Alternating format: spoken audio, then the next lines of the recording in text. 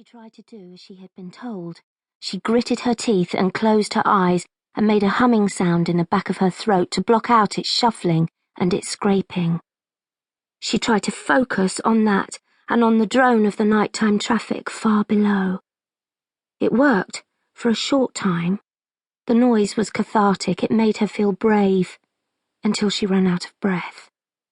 Then she lay shivering in the darkness, hot on the outside but cold on the inside, face buried in her pillow and sheets wrapped around her as if she could hide from it, as if it might go away.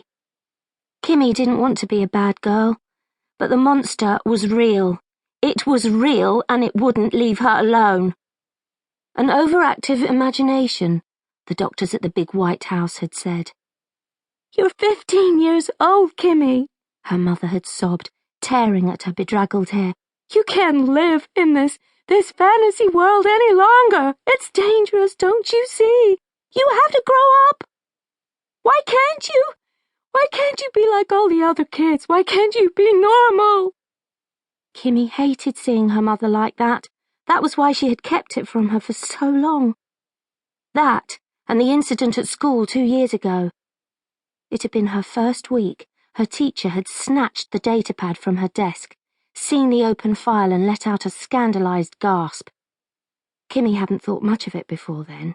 She had just been daydreaming, letting her hands wander. No one had cared about her doodles at junior school. She couldn't understand why they were all making such a fuss now, why the eyes of her classmates burned into her, some shocked, some mocking, some feeling her embarrassment.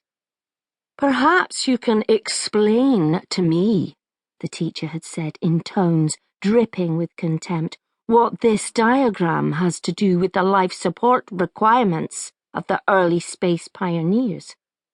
What it has to do with anything real.